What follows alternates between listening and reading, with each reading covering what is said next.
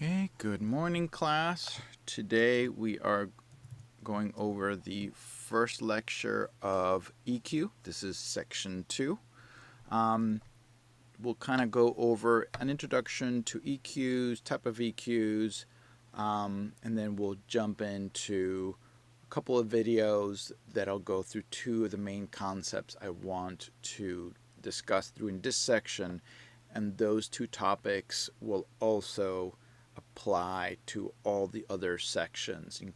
That's the compression section, the reverb and time-based effects section, and the saturation. So these two concepts are the two main things I want you to grasp early on, because I will continuously be referring back to these to this methodology of an approach of mixing. Okay, so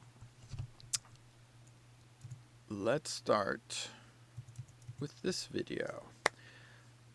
This video is on the schedule. It's on the link that says frequency masking.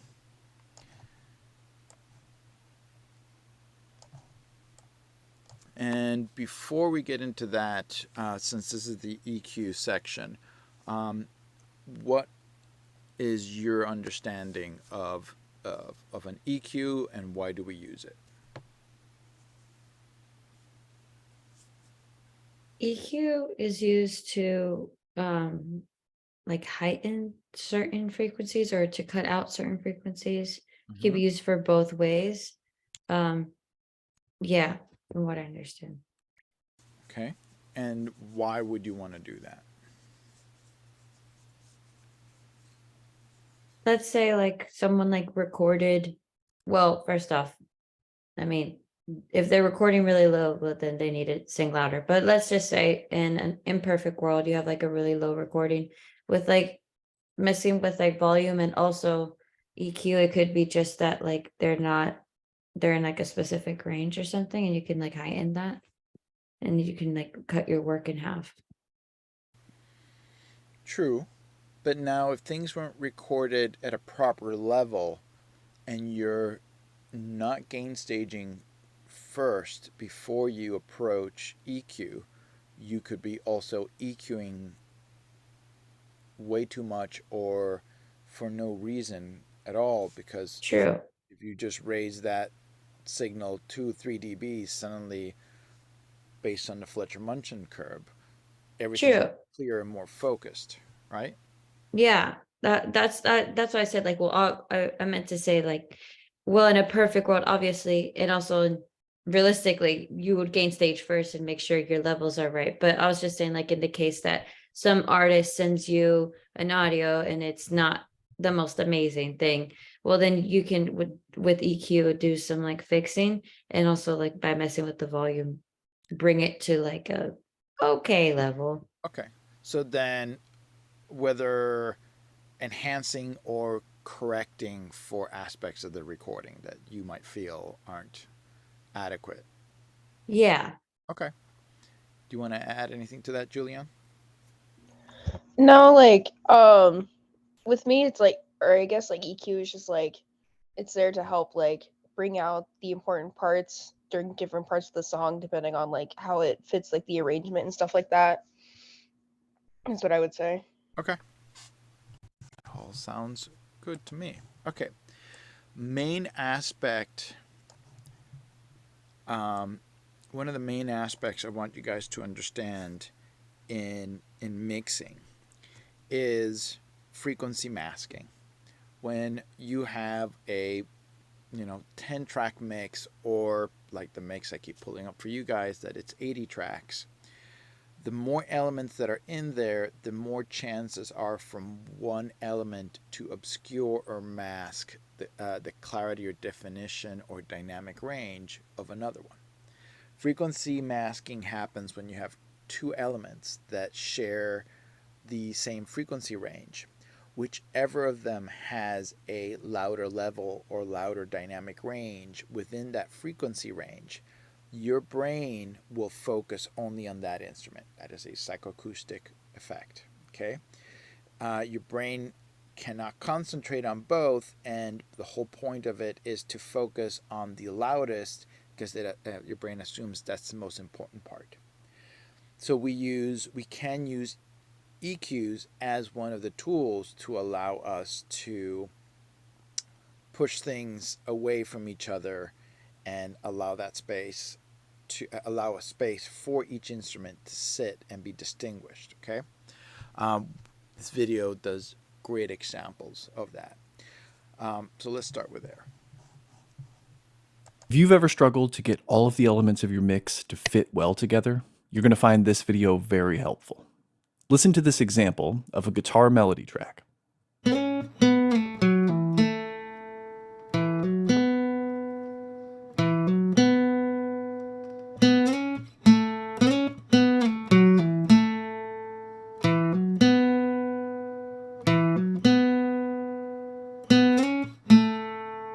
Now, listen to what happens when I unmute the rhythm guitar track.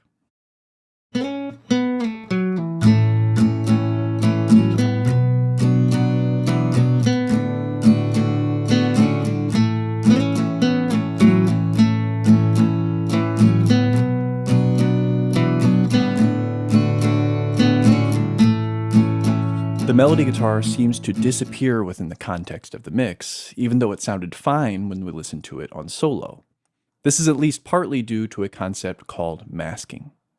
Producers, if you struggle finding sounds and samples that...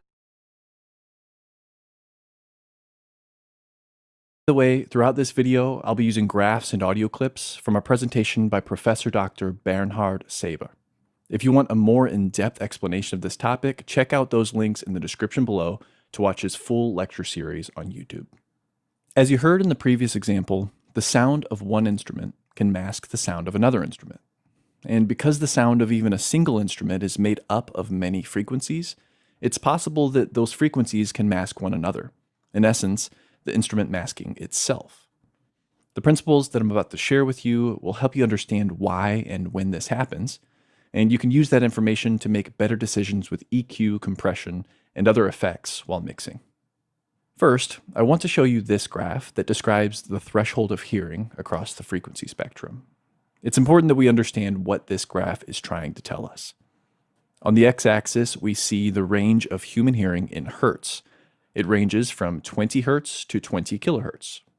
The y-axis shows sound pressure level from 0 dB to 140 dB SPL. The line that is plotted on this graph represents the threshold of hearing, or the quietest sound pressure level that can be heard at each frequency. It's measured by playing a tone for a listener at various levels and asking the listener to press a button when they can just detect that tone. Notice here that a very low frequency or very high frequency is required to be much greater in level in order to be heard when compared to a mid-range frequency. In addition to measuring the threshold of hearing in a quiet environment, we can also measure the threshold of hearing for a tone in the presence of noise. A simple experiment might be to play a tone and white noise simultaneously, instructing the listener to report when they hear the tone.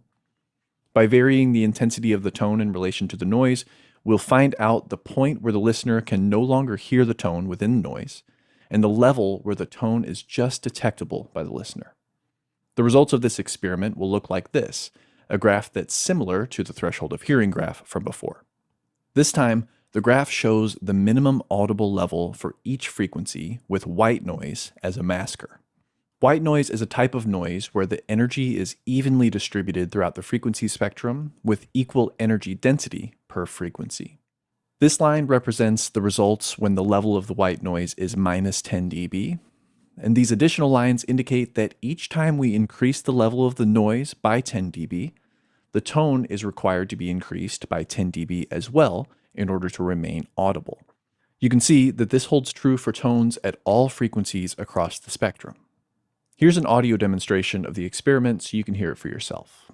You'll hear the tone and the noise, then the level of the tone will be decreased incrementally until you can no longer hear it as it becomes fully masked by the noise.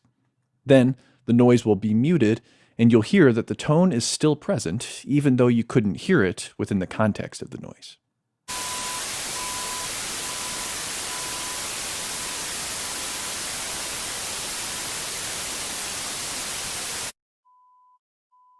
This illustrates one of the big reasons that it's so important to manage hiss and room noise in our recordings. If we don't keep noise to a minimum, it may become difficult to hear the quietest details within our recordings. Luckily, most modern preamps and digital audio equipment have extremely low noise specifications compared to the recording and playback systems of the past, so as long as you use reasonably good gain structure, it shouldn't be a big problem. The energy in white noise is evenly distributed across the spectrum, so it masks a very wide band of frequencies. However, if we filter the noise into narrowband noise that only contains a specific range of frequencies, we see different masking behavior. Here we see that narrowband noise will primarily mask the frequencies that are contained within the noise and the frequencies just above and below that range. Shifting the center frequency of the noise, we see that the masking shifts too.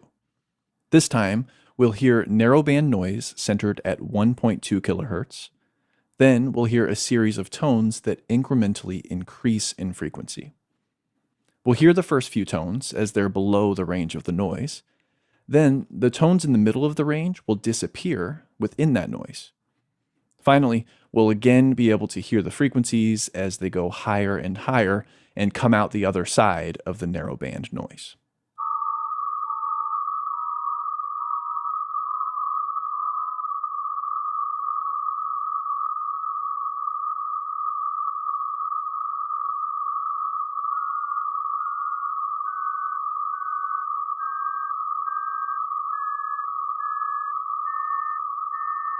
This helps explain why you might sometimes have difficulty getting a kick drum and bass signal to work together.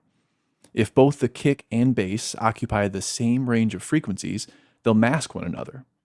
The next time this happens to you, try using an EQ to shape each signal so that the two signals don't compete for the same frequency band.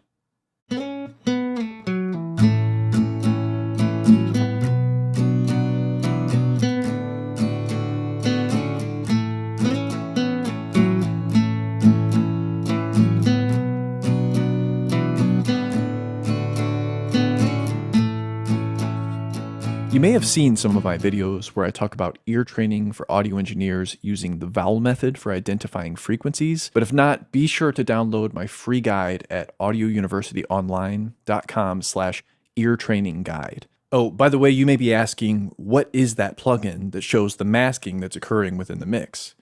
This is the equalizer within the Isotope Neutron plugin bundle. I'll leave a link to that bundle in the description below this video. In addition to studying the masking effects of white noise and narrowband noise, we can also look at the masking behavior of a pure tone.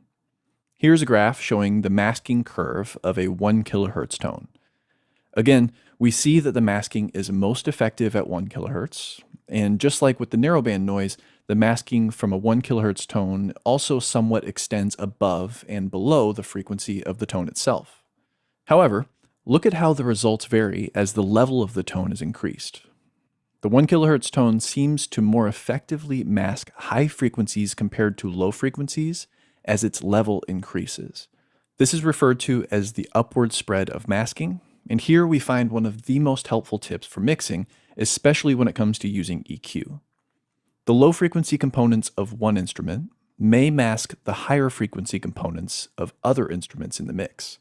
So, when carving out space for each instrument in the mix, consider that the masking will primarily spread upward in the spectrum. This is why cleaning up the mud in the low mids often has an automatic clarifying effect for the mids and high mids. But there's another lesson that we can learn from this. Remember earlier when I mentioned that the instrument can mask itself? Well, this is what I was referring to. Sometimes an instrument may sound dull, as if it's lacking energy in the high frequencies. And while we may be tempted to address this problem by boosting the high frequencies with an EQ, this masking principle suggests that there might be another solution. Perhaps the signal already has enough high frequency energy, but the lower frequencies are masking those higher frequencies. Instead of boosting the highs, maybe we can cut the lower frequencies, reducing the masking that's occurring. The most powerful writing often comes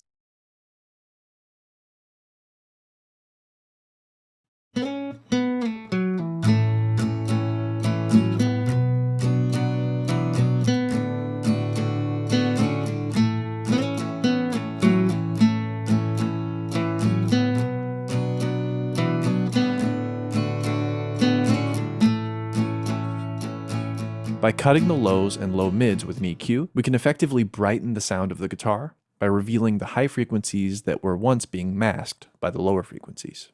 Most instruments and the arrangement as a whole are complex signals, meaning they're made up of several different frequencies.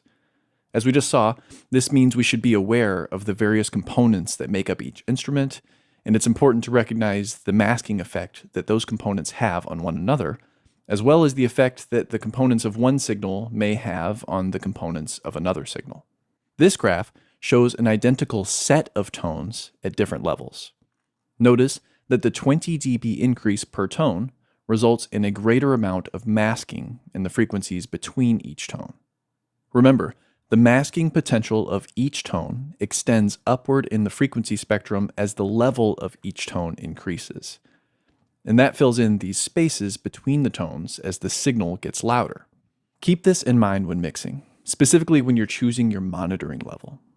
There may seem to be more clarity and space in your mix at lower levels compared to higher levels, and it's important to consider what your mix will sound like when it's inevitably enjoyed at various levels by consumers. Be sure to check out Professor Dr. Saber's series on psychoacoustics if you're interested in learning more. Okay.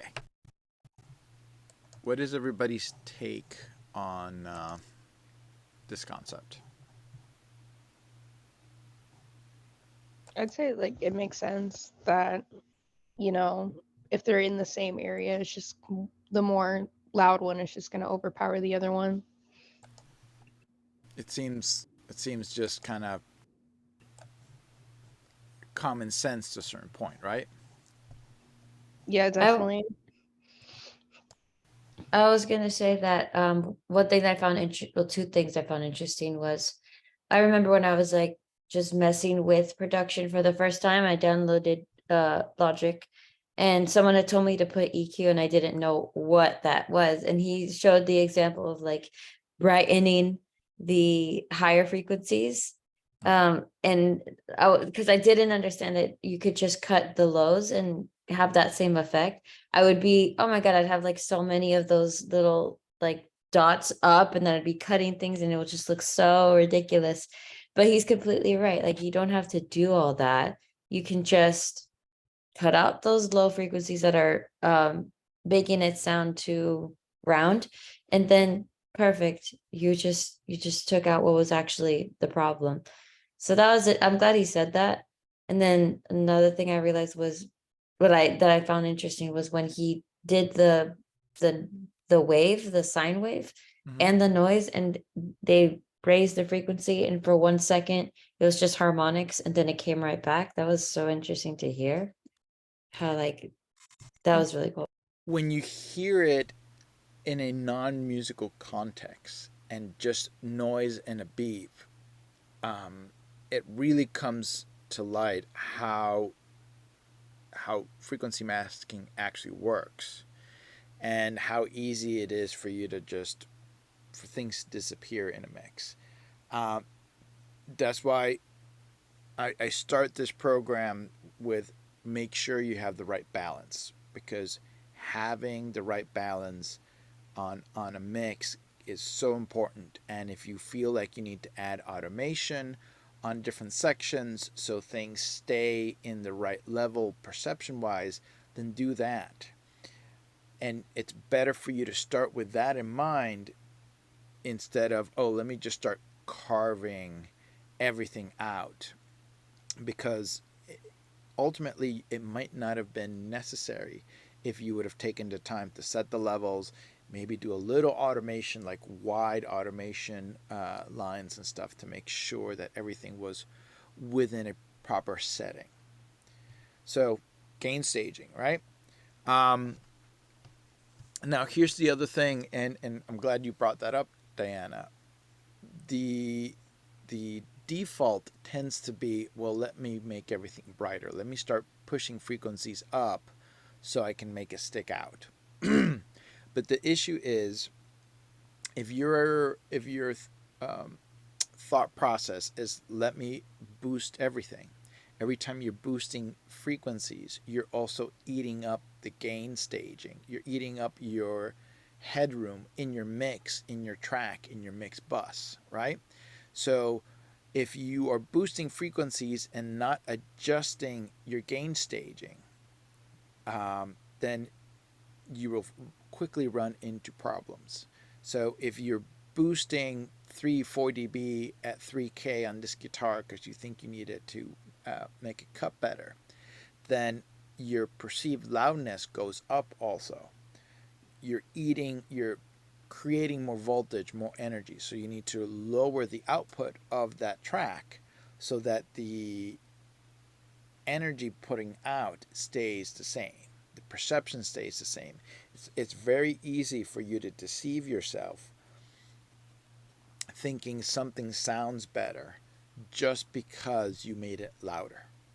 But once you make an adjustment and then you raise or lower the output of that plugin after the adjustment, so when you turn it on and off the plugin, the perceived loudness, where it's sitting in the mix, is the same.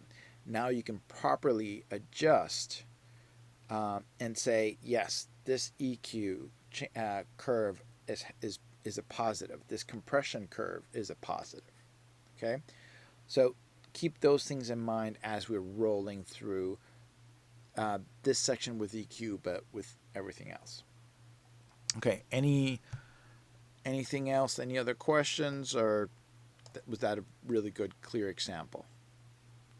No, it's good.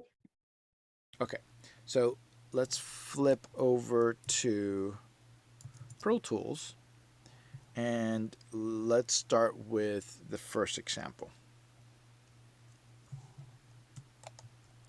So let's listen to just the chorus section, and we're mainly going to focus on drums and bass right now.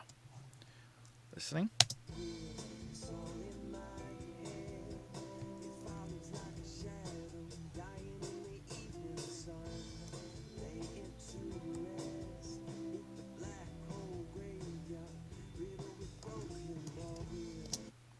Okay, we have the song, we have a balance, we're pretty happy with that. Somehow that hi-hat got reset to 0. But let's focus on what we've kind of established, that a mix might be a good starting point: kick and bass, right? So we got the bass and we got the kick in a good spot.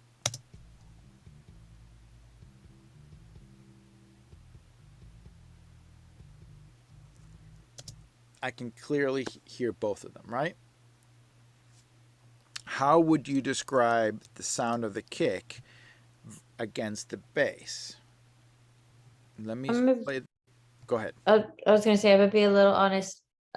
Your mic that you're using to talk is kind of covering a little bit. Oh, this might just be masking actually, but it's like I can't really hear the other things.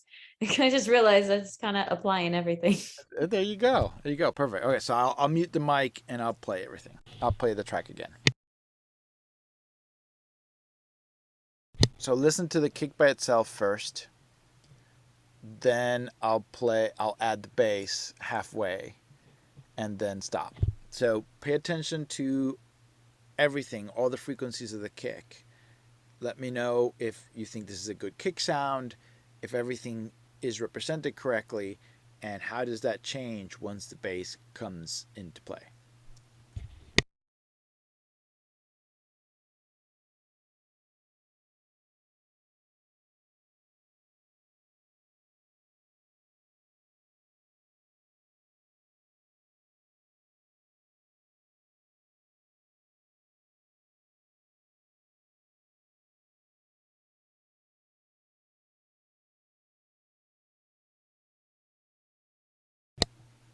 Okay? What are you hearing? I think you like it just muted. Like we're like, oh, it's gone. We saw signal though. It's just So you're not it hearing muted. hold on, you're not hearing the Pro Tools session correctly? Ah. Yep, give me one quick second.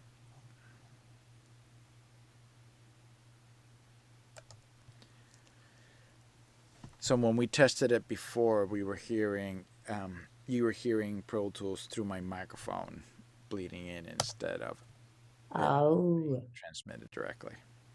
that makes sense. Yes. My bad. Give me 1 second for this to reboot.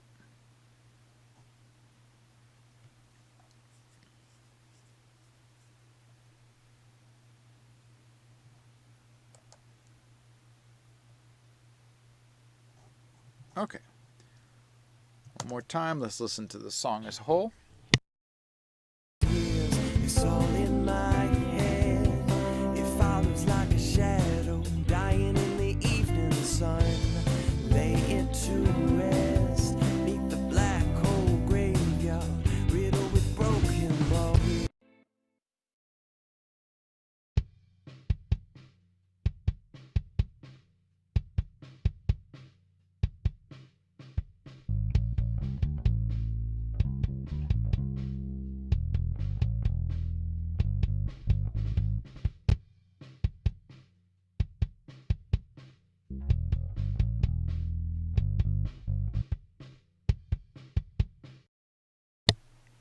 How's that?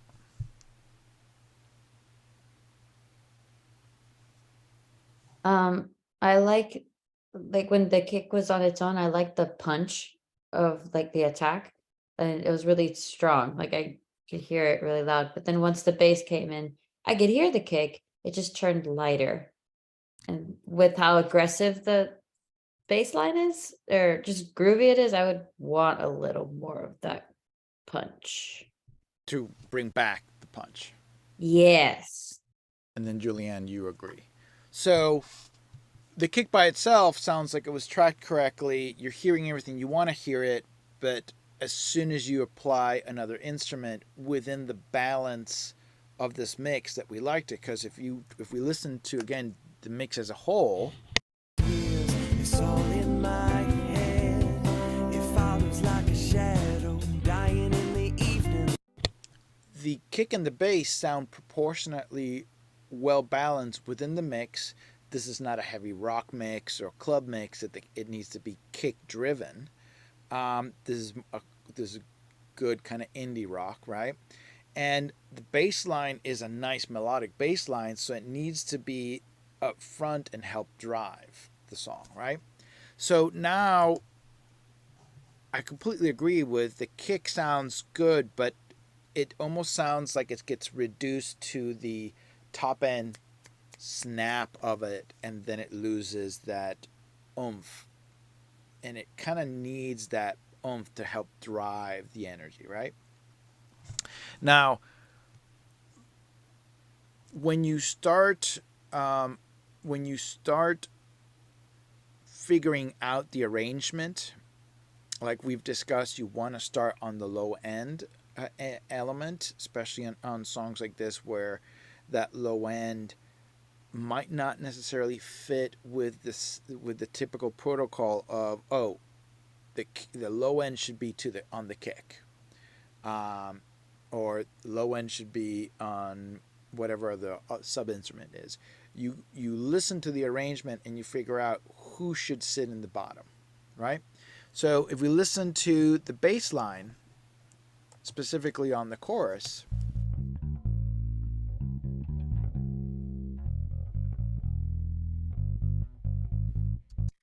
this is a very melodic bass line. And if we listen, the groove of that bass line is the foundation for the whole arrangement. There's a movement on the guitars, on the vocals, accents, the drums is following that. It's all in my head. It follows like a shadow, dying in the evening sun. Right? So if that's the case, then we really need to make sure the bass is highlighted. As I mentioned in previous classes, concepts for how to listen to a mix, you have your width, which is your left to right panning or how things spread out. You have your depth, where things are moving forward or backward, whether it's a level thing or whether you added some time-based effect or added some room mics to make it sound a little more pulled back. And then there is height.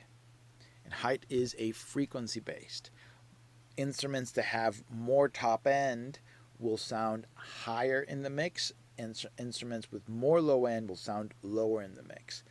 Instruments with mainly mid range will sit somewhere in the middle, right? So right now, when I hear the kick by itself, it's sitting kind of low because you're hearing the punch. As soon as the bass comes in, you feel that the bass that has more low end, so it frequency masks just the bottom part of the bass range of the kick, and it gives that sensation that the kick goes up, gets elevated up, because now what sticks out is the high frequencies, which that might not be what we want. We might want that to be inverted. We might want the low end of the kick to still sit under the bass. Correct? Everybody follow me till now?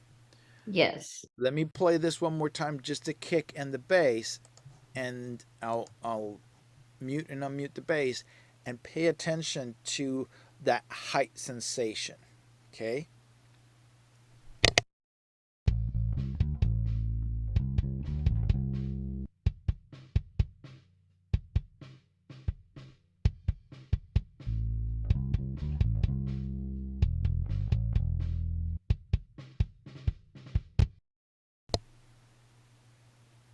Cool? Yep. Okay. Now, how do we go about making those changes? Well, we're going to try to prioritize what range we want. In this case, I definitely want more of that sub range out of the bass, on the kick, and I'm okay having the bass guitar sit higher in the mix because I want it to stick out melodically a little bit more than I would probably want other bass lines. If this was a bass line where it's just playing eighth notes, just walking, just playing the chord changes, nothing that really needs to be focused on, then yeah, I might want that to be just buried down, and then the kick pattern be a little higher because that creates more movement. In this case, the movement of the kick and the bass are locked in together, but that bass needs to stick out more because of that melodic movement. So this is the typical EQ you would see on a kick. I am going to boost the low end, which was part of the goal, right? I want more low end energy in the kick so that the low end of the kick does not get masked by the low end of the bass. Kick drums tend to have a little bit of a hollow sound to it. Since a kick drum is a cylinder and you tend to put the microphone inside of that cylinder, there are resonant frequencies that are going to be focused in that cylinder that kind of give that hollowness. That tends to be between 400 to 600 hertz, depending on the size of the kick drum, the depth of the kick drum, the tuning that you use.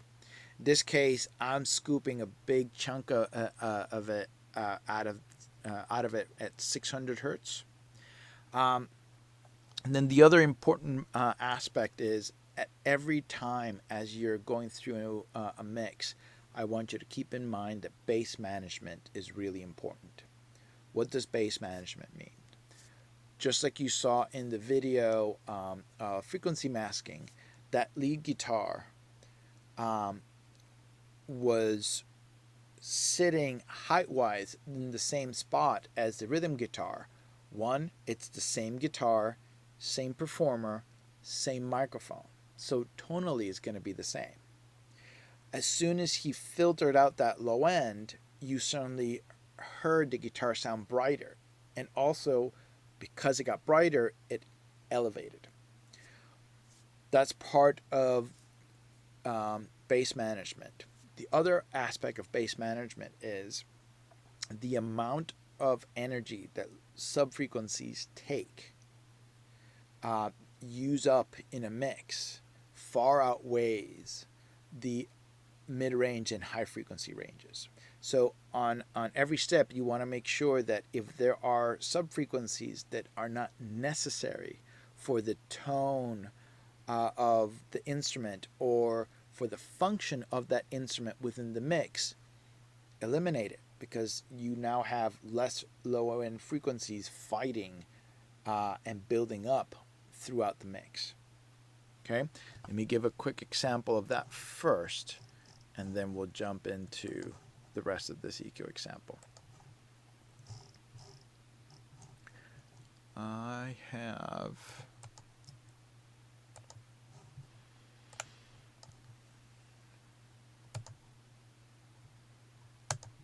okay.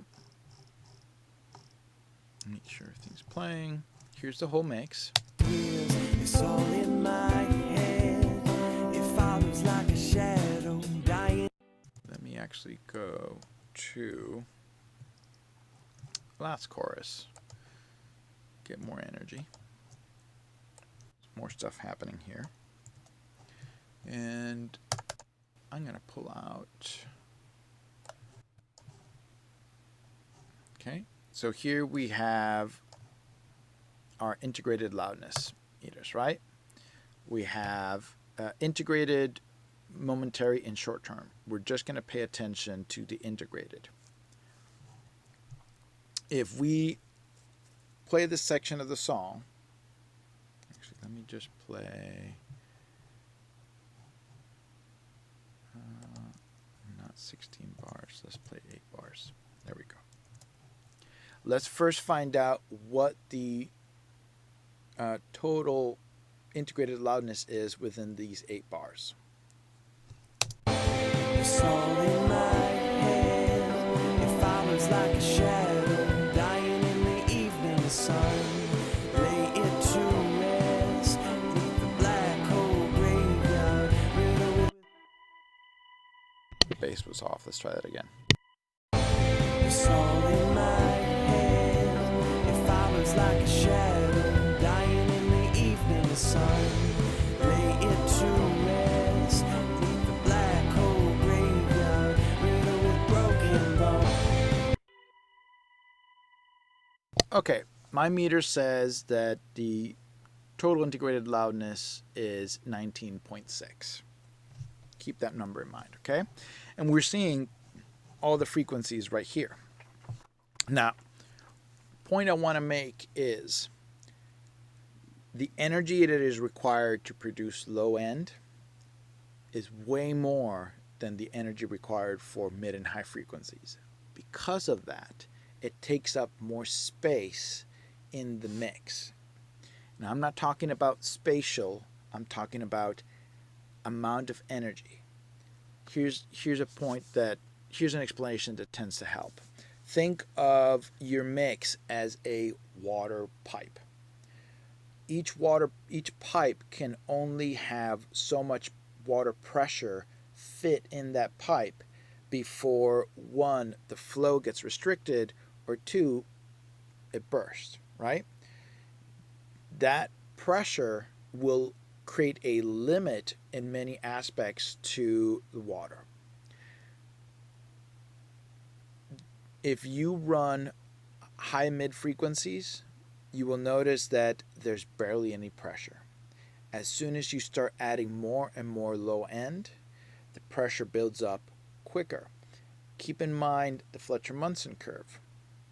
Because our ears are telling us that we need the bass to be louder than the mid and the high frequencies just so we can perceive them at an equal level, also means we're using up more energy, right? We're using up more of the total pressure within that mix. So let's do this as an example. I'm going to put a high pass filter at 200 hertz. And we're going to now see how much high frequencies, just the high frequency of the mix, give me in perceived loudness. Let's reset this. Remember 19.6. It's all in my head. It follows like a shadow dying in the the sun. Lay it to rest beneath the black hole graveyard, riddled with broken bones. It's all in. Okay, so we went from 19.6 to 21.7. Let's just kind of round that out at 2 dB, right? 2 lufs. So we eliminate everything from 200 hertz, and we've lost 2 decibels of perceived loudness. 2.1 if we want to be precise. Let's now flip this and make it a low pass. And reset this. Try it again.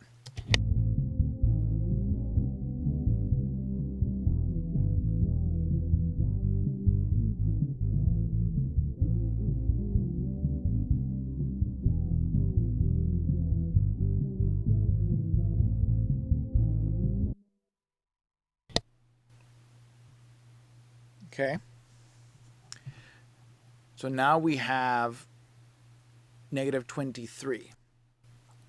We've lost what? 4 dB? Think about that for a minute. We have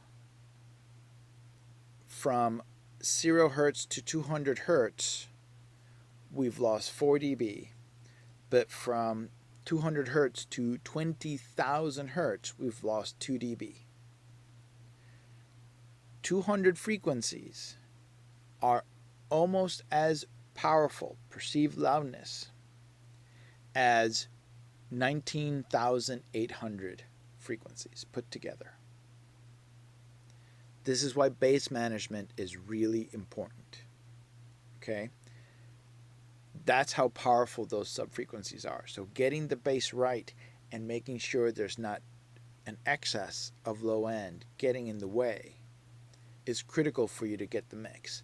This concept of understanding bass as how much pressure you can actually put into a 2-track mix is important, and to me it's a key to allow modern mixes of hip-hop club music for that low end to come out and be clear, expressive, dynamic, punchy. Everybody follow that? Yes. Okay, was that helpful? Yeah, definitely. Okay, good. So, getting back to kick. So, I am putting a filter at 35, and let me bypass these for a minute so we can see what it looks like on the RTA. It's all.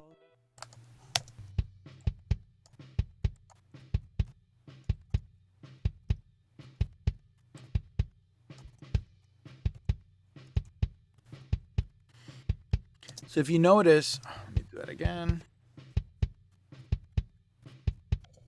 So if you notice, this area is where the low end naturally is just rolling off on the kick. Okay? The kick per se has a lot of low end energy already because of the tuning, and you still have a lot of frequencies, and this range here is the sound of the beater. In this case, I used a wood beater against the head, so it has a little more of a pronounced top end snap and harmonics. So you see the top end and you see the low end. The 35 rolls off just a little bit of excess, so it's not that it's thinning out the kick, it's just getting rid of whatever is probably not as necessary. And one of the things you do notice when you do this appropriately is the low end tends to kind of open up, tighten up, and just move a little more forward because now there's not this extra weight dragging it down in the mix. Okay, so now let's listen to the kick with and without this EQ, and then I'll add the bass, and then we'll listen to kick and bass with and without the kick EQ. Here we go.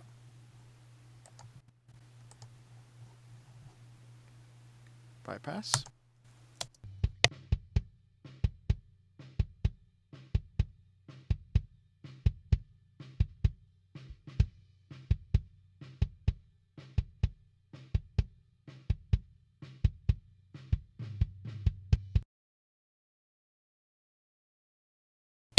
Everybody can definitely hear the extra thud, boom, punch to it goes up, right? Here we go with the bass.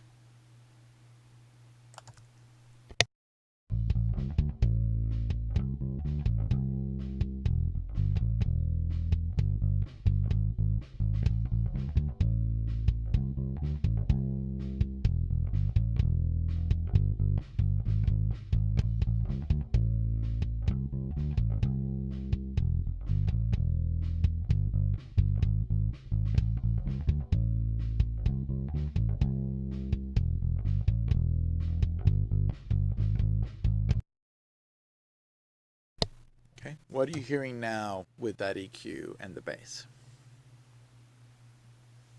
They're sitting, they're not, the kick is not, sorry, the bass is not overpowering the kick as much. It's like they're kind of sitting next to each other.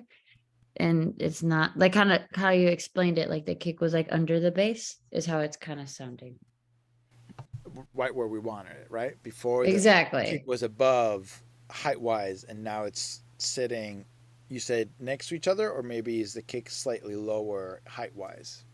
Slightly lower, Okay. I'd say. Julianne, are you hearing something similar, different? Anything else you want to add? No, I'm hearing pretty much the same thing. Okay. So, So then, this is one approach to combating and working through frequency masking. I want more low end, so I'm adding more low end, right? Yes, I could reduce the low end on the bass, but the bass is sounding kind of good where it is. It doesn't need to be thinner. Now, here's the issue with you doing broad stroke bass. I've already mentioned and went through the example that having too much bass can add too much pressure and can add other problems. When you're just adding a low shelving to a kick, you're raising all the kick tone and bottom end, but do you actually need all those low end frequencies that the kick's producing? Maybe not. Let's jump into the next video and see what I mean by that. Here we go. Hey, it's Andrew Huang. Today's video is about the #1 most mind-blowing thing I've ever learned about music. It's absolutely fundamental to how sound works and why we like the music we like, but a lot of people never learn about it. Even people like me, growing up in a musical family, learning lots of different instruments, studying music theory, I never even encountered this concept until I was 18 and went to university for music. What we're talking about is the harmonics series. Have a listen.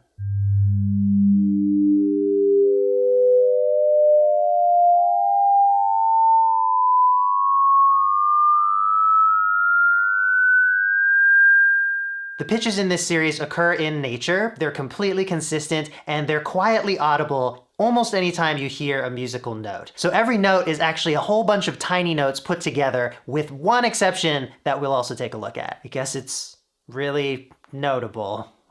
Note! Whenever you play a note, you'll be hearing a mix of these higher, quieter notes along with it, which we call harmonics or overtones. And I should clarify that it's not necessarily the exact pitches you heard in our example. The harmonics are all going to be relative to whatever note you're playing, and there's a very simple pattern behind that. Basically, every time you play a note, you're also going to be hearing a little bit of the frequency that's twice as fast, and a little bit of the frequency that's 3 times as fast, and the one that's 4 times as fast, 5 times as fast, 6 times, 7 times, 8 times. All of the integer multiples of that original note's frequency, theoretically to infinity, but in reality, only the first handful are really audible. So let's take a look at this bass guitar.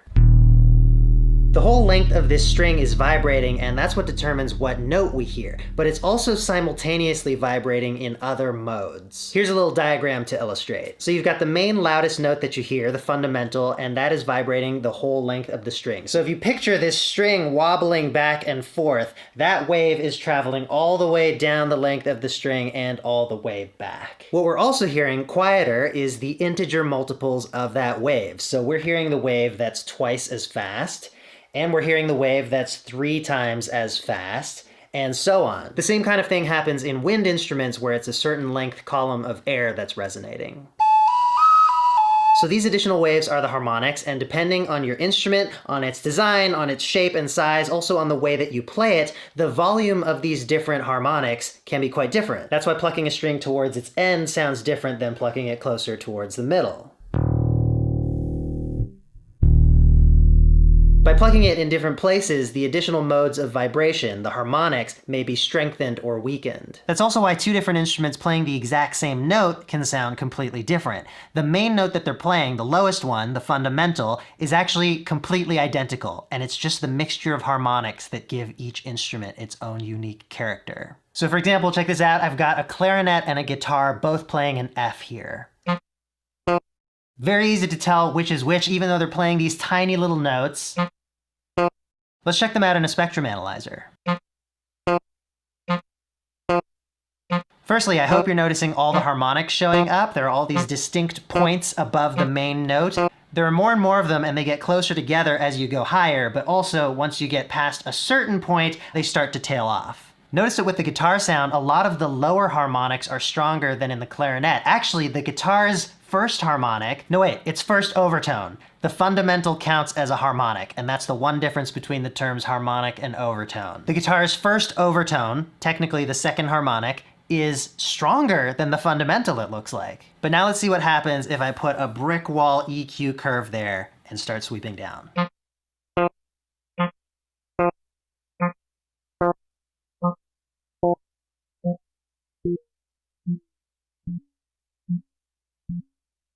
Now both of them sound basically identical. We're just hearing that pure fundamental F tone. If your mind isn't blown yet, I don't know what to tell you. You're difficult to impress, or you already knew about this, and why are you watching? Now here's an interesting thing.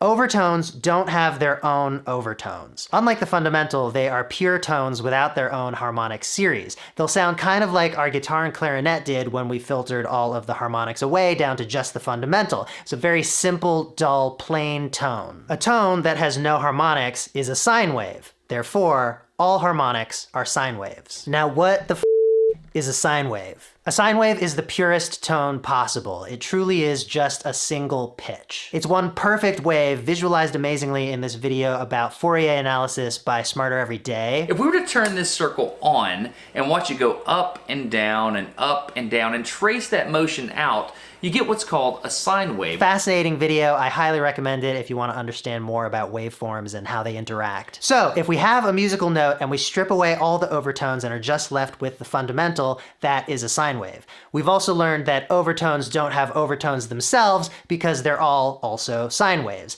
So that means that any consistent pitch played on any instrument can be recreated just with the right combination of sine waves. Once again, let's quickly hop back into Ableton here. I've got the operator synth open, which is an FM synth, but it also lets you do what's called additive synthesis, which is adding sine waves.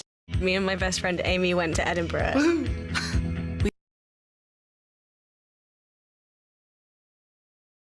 Together. So let's play a C, and it's just gonna do a sine wave here. Now what operator lets you do here in this kind of graph looking area is add individually any of the first 64 harmonics. So I'm gonna hold down this note and then I'll add the first few overtones and you can hear what that sounds like.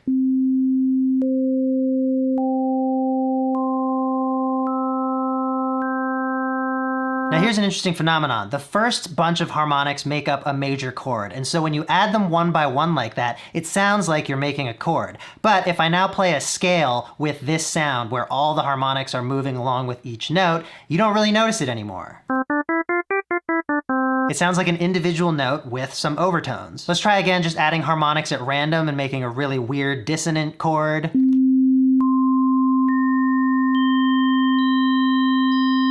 Like, that doesn't seem to sound good when you're just listening to the sine waves individually being added on. But if you, again, play a melody with it,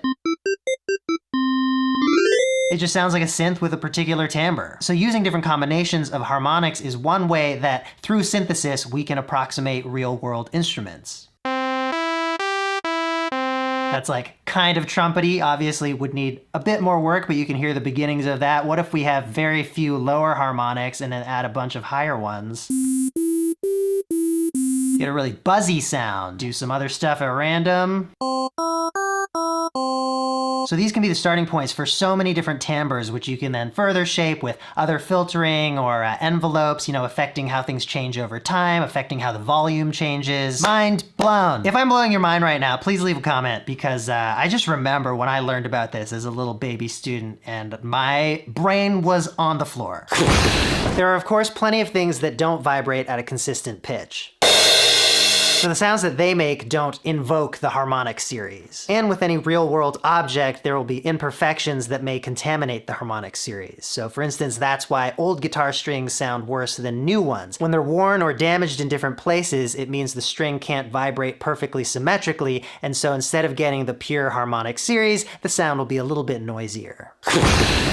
I hope you're still with me, because we've only covered the first reason why the harmonic series is so mind-blowing. So musical notes are just collections of interacting sine waves. Doesn't matter what instrument you're playing, if it's a pitched instrument, it's a complex sine wave generator. It might also be making some other sounds, like for instance on a guitar, before the note actually sounds, you'll probably have a bit of the click or the scrape of the pick against the string. Those are inharmonic sounds, and all those little details add to the unique character of any given instrument. But the second mind-blowing thing about the harmonic series is that it's the foundation of all the chords and scales that we use. It's the reason why certain notes sound good together. It wasn't just that someone back in the day decided on a scale that they liked and we all agreed to it and are using it out of habit. It's that the physical laws of the universe determined what these note relationships would be. Long before music existed, long before humans even existed, any resonant body vibrating at a consistent frequency would also include harmonics, would include those integer multiples of that base frequency. Let's have a listen to the series again.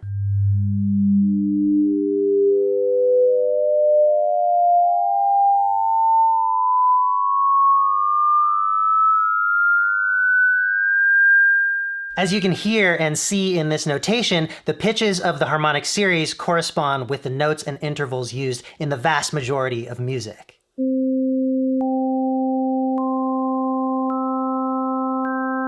If this low C is our fundamental, then the first overtone, the vibration that's twice as fast as that, is this C an octave up. And then the vibration that's 3 times as fast as that is the G above that. 4 times faster is another C, 5 times faster is an E, and so on. So first we're going up by an octave, and then from that note we're going up by a 5th, from there up by a 4th, then a major third, a minor third, another minor third, and then switching clefs here, we go up a major second, major second, major second. So for instance, if we play a C, look at how many C overtones we have. If we play an E with a C, well, there's a bunch of E's in the overtone series on C. And then in the overtone series on E, there's gonna be all those E octaves. So you've got a lot of alignment that sounds good to us. And the reason why these intervals sound good together is because our ears are doing math. An octave is 2 notes vibrating at a 2-to-1 ratio. The next simplest whole number ratio is a perfect fifth, 3-to-2. A perfect fourth is a 4-to-3 ratio. Notes sound consonant. They sound nicely harmonized to us when the math is the easiest. Not only that, but when 2 notes related by this series are played together, they will share a lot of overlapping overtones. Now there is just one little wrench to throw in the equation. Let's get this diagram back up. Do you see these numbers across the top? Those represent how many cents sharp or flat the notes underneath them are compared to equal temperament. That's why some of the notes were colored. The bluer they are, the flatter they are, the redder they are, the sharper they are. Now let me be clear, harmonics occur naturally and they sound like that example we've been playing throughout this video. What this diagram is showing is notes that are slightly out of tune compared to a human-made tuning system called equal temperament. What we found is that if we transposed the most audible harmonics, the first 30 or so overtones, into 1 octave, they would correspond pretty closely to 12 equally spaced divisions of that octave. Closely, but not perfectly. When you tune everything to 12 perfect divisions of an octave, that's equal temperament, and it's what most of the music you hear nowadays will be tuned to. The reason for this is consistency. With overtones, every note that isn't an octave of the fundamental is slightly out of tune compared to its equal temperament counterpart. That means that once you start making even slightly complex music, if you're tuned to the perfect ratios of the harmonic series, then some of your intervals will be out of tune with each other. For instance, let's look at the first major thirds that occur. All right. I'll stop it there for the rest of this video. The link is already on the schedule, the class schedule. So after that, it gets into more of harmonic series and stuff like that, which is to me very interesting, but not as applicable to this class. Have either of you heard this concept before? So I did choir when I was in high school, and I remember we had learned about overtones and how one person can, as long as you sing it as pure as you can, you will create that kind of effect of a bunch of overtones. And so the teacher had told us, go in this room and sing a note as pure as you could. And we would just, for that whole week, because we were so mind blown, would do that. And looking back on it, we kind of look kind of dumb, but it's basically, you hear it, you the notes, it's the note is pure, and then after that, in a couple seconds, you'll hear a harmonic, and then you'll hear another one for however long that note is. Yeah. And they all will appear. Yeah, don't ever feel bad about looking dumb for science or for something that you're interested in. That's very true. It's true. But in high school, of course, they're Well, like, why are you going whoo in the bathroom? I'll give you one better. How about embarrassing your two kids in middle school? Oh, dang. I have the habit of anytime I walk into a place and I hear something acoustically interesting, I start clapping to excite the room and hear the bounces and the decay time and everything else. So my kids, when they were in middle school, the hallway entrance where all the kids go in, and you go through this hallway, and there's a door on each side, and then you go into the actual patio court where all the classrooms are around this court. It's a really tall, wide hallway, and it has this coolest, just big, reverberant, concrete hall effect that I just like. Every time I walk there, I'd be like, and my kids had a band rehearsal, and I was gonna pick them up that day, and it's kind of like at the end of the rehearsal, I get there a little early. I can't help myself. I walk in. I start kind of applauding, just clapping, and later I find out that some of the students in the classroom could hear it, and one student said, "What is that noise? Why is somebody clapping?" And then my older son said, "That's probably my dad. He likes to stuff like that." And they're like, "Why?" It's like, They're he's like, a it's sound engineer. sound. Yeah. It's sound. Yeah, he's a sound engineer, and he likes hearing how rooms sound. And everybody was like, "Why?" Oh my God. Okay, you know what? It's all even now. Yep. Yeah. So, I don't care. I'm enjoying myself. I'm curious about it. So, Exactly. As long as the person interested is happy, whatever. Right. It's everyone else. they've gotten used to my madness for a very long time. So, Truth is, if it was their favorite pop star doing it, they'd be like, wow, a genius. So, they don't good they point. don't care. Good point. It's all about the point of view, isn't it? Okay. So, what did we learn with this video? Each instrument has a harmonic series. And what's interesting is, based on the function, whether it's a melodic instrument or a tuned percussion instrument, that harmonic series will change.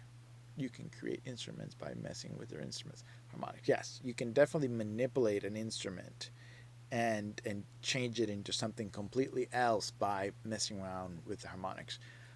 In college, I took a year of computer synthesis, and there was this software called Alchemy, and we would import a sample of, let's say, a flute playing a note, and it would give you all the harmonics in a bar graph, and then you could actually go in harmonic by harmonic and raise or lower those bars to change the harmonic structure of it and then suddenly turn the flute into something else that wasn't the flute anymore because you messed around with harmonic structure.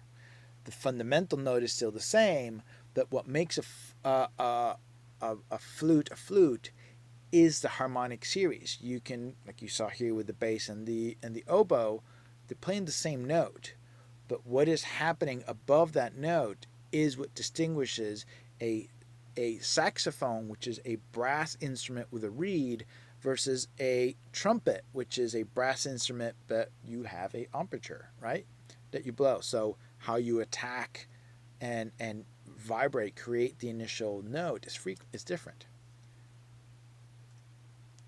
No, I don't know. I think Alchemy, the software just went away. There's an Alchemy synthesizer. There's a name to it, but this was a self-standing software. We're talking about 20-something years ago. It's been a while for me since I've been in college. Okay, so I would definitely spend some time manipulating stuff and having fun with it, right? Okay, so what we're going to do now is apply that methodology. First, we're going to use a tuned percussion element to see how it applies to that, and then we're going to apply it on the bass, which is a melodic instrument, and how do we apply it on a bass line that has moving notes, okay? On a kick drum, on a snare drum, on toms, since you tune them to a note, and it pretty much stays within that tuning through the whole song, through the whole album, then you can figure out an EQ that enhances harmonically the kick. Case in point, here we go. Here is my attempt at just going for the harmonics. Where did I get those harmonics? Let's see.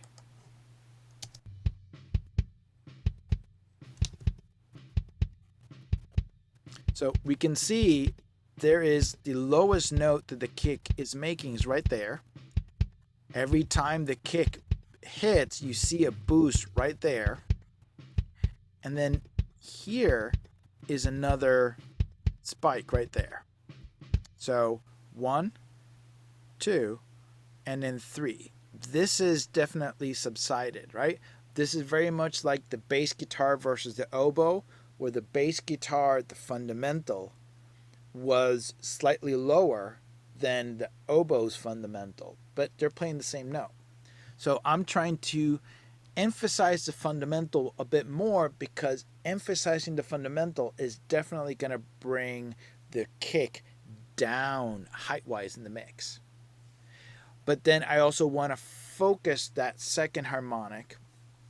This is a little bit different. Understand that on a percussion element, you have 2 sets of harmonics happening, or multiple, depending what's happening, right? There is the sound of the head, right? You have a drum head that is tuned to a note. When you strike it, you're hearing the fundamental note that is tuned to with the harmonics. But on a kick drum, there's another part of it. There's a beater. That beater has a mass itself. And that is going to hit the head and create a resonance. And depending on the density material of that beater, that frequency is going to shift up or down. That frequency of the beater, the lowest note that the beater creates on the kick, tends to be right about 200. It could be 110, 115, it could be 180, 170. That will shift a little bit depending on the tuning, and again, depending on the density and the material used. Just like I was mentioning, this upper range is heightened because I have a wood beater. This frequency can also be shifted and heightened depending on it. If you put a felt beater, then it's definitely going to have less upper harmonics, and this might not be as pronounced as it is with this wood beater. So one frequency I tend to look for when I'm EQing the kick is where's that fundamental low end fundamental sound of the beater hitting the kick. That 200 range works really well if you want that kick to cut through, especially on smaller drivers, earbuds, computer speakers, even lousy iPhone or cell phone speakers. 200 hertz will be audible, but 40 won't on a cell phone. So sometimes when a client will tell me, I'm trying to hear the kick of my cell phone speakers, I really can't. As ridiculous as that sounds, well, I just boost a little of that 200 fundamental, then suddenly, oh yeah, there it is. Great. So that's the approach of these three frequencies. Notice that the rest is the same. The mid scoop is the same, and I'm not boosting any of the high frequencies. So here's what we're going to do. I'm going to play the kick, and I'm going to flip between these two EQs, and then you tell me what you hear, and then I will do it again, but I'll add the bass. Here we go.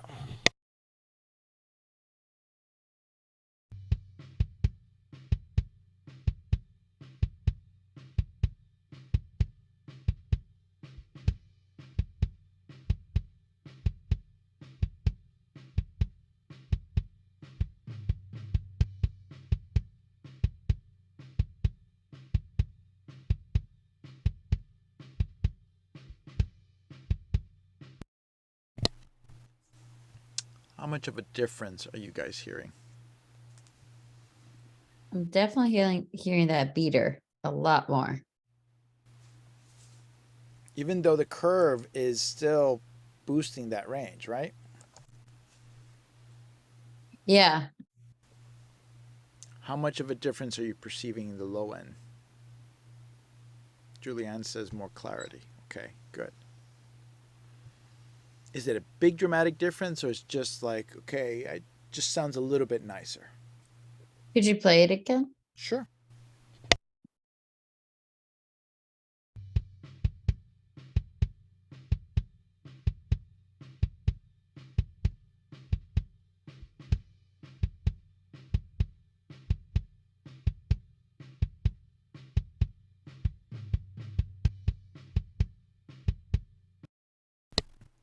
Could you describe the difference that you're hearing besides more clarity? What low end difference are you hearing?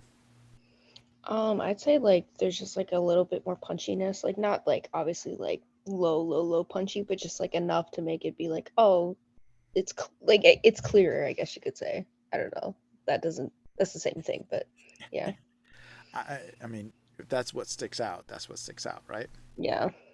I think I know what you're trying to say. Like before we could hear the kick with the without the specific harmonics, like we could hear it nice and it was sitting well, but by adjusting those like little parts to make the beater louder, it sounds more full, like an actual kick, like that, if that makes sense. Yeah. I mean, you can definitely track a kick drum in such a bad way that it does not sound like a kick drum. Yes. I have been witness to that many times. I've had a session where I couldn't, it was so low, the kick, I couldn't really hear it. I could have been because the gain staging wasn't the best. And I only knew there was a kick because there was a snare. Like right after, I'm like, okay, I know the rhythm because there's a snare happening at least, but I want to feel it. Yes, exactly. It's there for a reason, right? Okay. Through this whole process, notice that I've always been having a kick and a bass because these are the two elements that need to work together. So anytime that you're EQing, you need to EQ against the elements that you're working through. If we were doing mid-range instruments and we're trying to figure out how to make one guitar work better with the other, then you solo both, or how many other instruments are in that middle range that you're trying to avoid the frequency masking. you can initially just solo the one instrument just to hear what is happening and figure out some of the harmonics, and then you always go back to, or the whole mix, or that could be a little overwhelming. Just put the group of elements that you need to focus on, and then within that group, then you start making those EQ adjustments until everything sounds and focus correctly. So listen to the difference. You guys heard a difference between one EQ curve and another, but it should be more dramatic of a difference to hear it within the context of the bass, because that's the purpose of this EQ shift. Make it fit better within the context of the mix or the context of the bass. Here we go. Start with this EQ.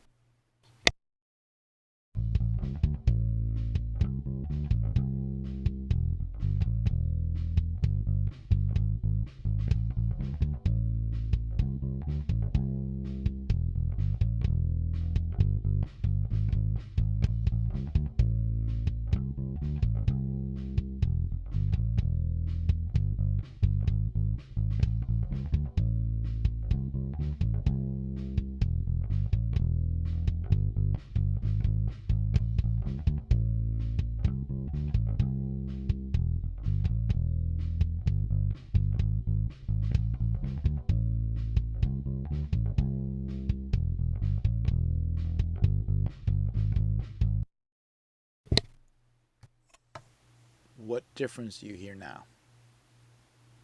Was it helpful to hear the difference with the bass in play? Yes, I want to say that when the bass line was going up and we had the first EQ, you couldn't really hear that the beater that much, mainly because it wasn't even a focus. Then you switch it to the other EQ, and as the bass went up, I was able to still hear what you highlighted on the beater, and so it's sitting well where I'm getting both, basically the qualities of the two, and they're not clashing, and so that's basically the goal you'd want. Right. So did you feel that with one EQ there is clash in the low end, or more clash in the low end than the other? There's like clash in between, if that makes sense. Like I was saying, when the bass went up, kick kind of disappeared, or the quality of the beater just kind of disappeared. But then with you heightening that, there was no, I don't know how to explain it, like that they were two separate parts, and I was able to hear them clearly. No, that makes sense. How is this low end 40 hertz feel to both of you? Do you hear this bottom end be more in focus?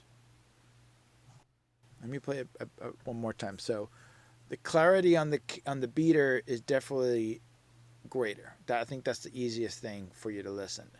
Ignore that part and then listen to the sub range. Got it.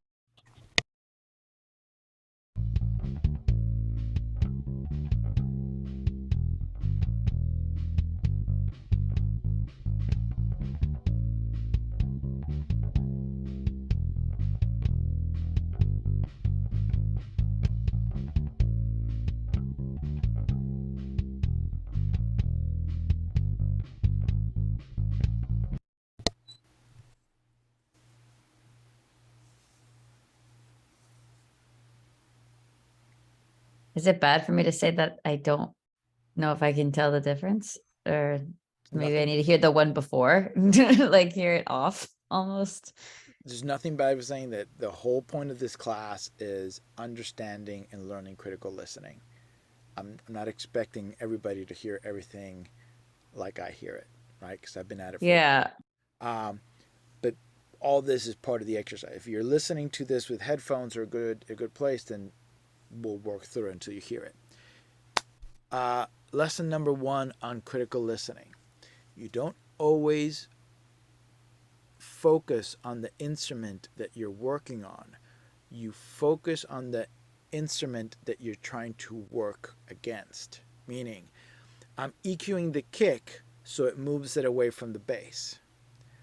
But the misconception tends to be that I just have to concentrate on the kick to see if it sounds better against the bass. But that's not quite the right way to focus on it. The issue is how it's moving away from the bass. So it's sometimes easier to focus on the instrument that you're trying to work against and focus on that and allow your brain to absorb what's happening around it. And then what you're doing to the kick might come into focus. So let's reverse this exercise. I'm going to just play the bass. Then I'm going to add the kick with this EQ, and then I'll flip EQs. But do your best to not pay attention to the kick. Pay attention to the bass. Concentrate on the lower notes on the bass the whole time, and have you guys done that little exercise where you see this picture and it's a whole bunch of dots, and when you stare at it and you lose focus, an image comes into mind? It comes into focus? Yes. Okay. Think of this is the audio version of this. You're going to pay attention to the low end of the bass and let everything else come into focus while you're still allowing your brain to focus on the low end. Let's try it. Bass by itself.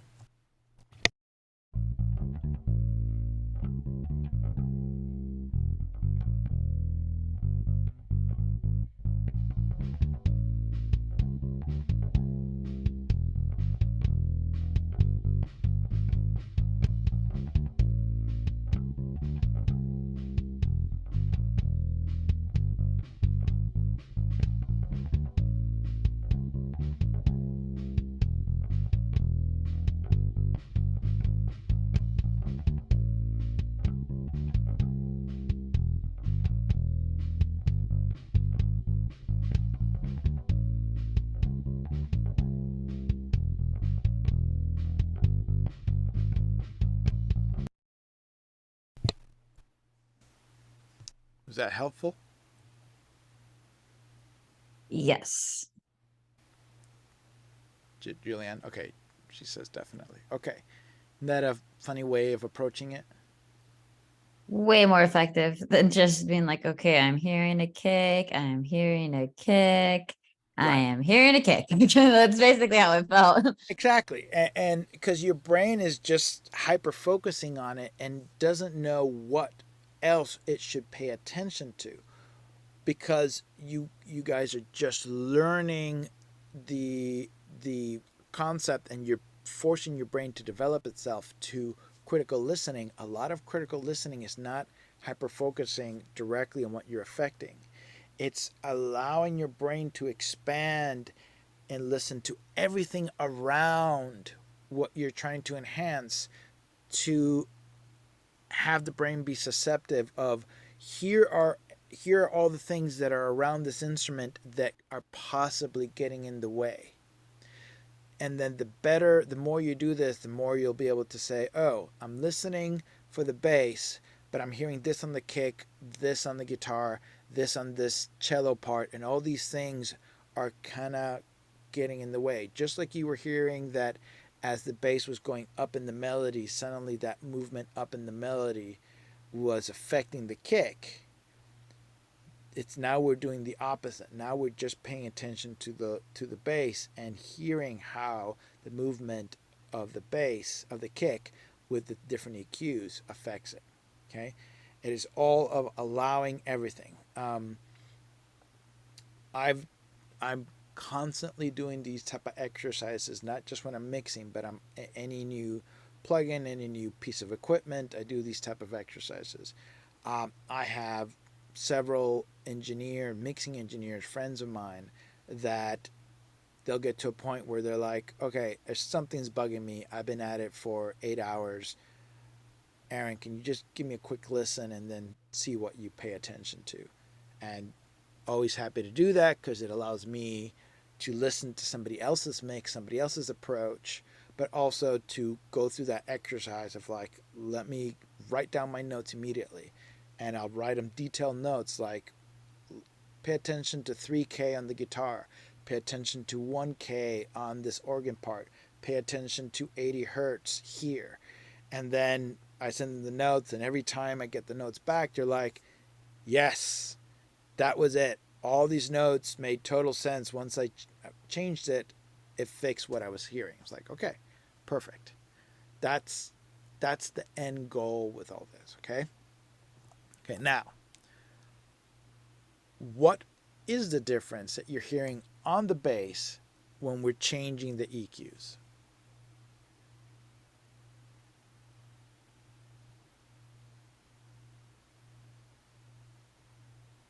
Start with you, Julianne. Okay, here we go.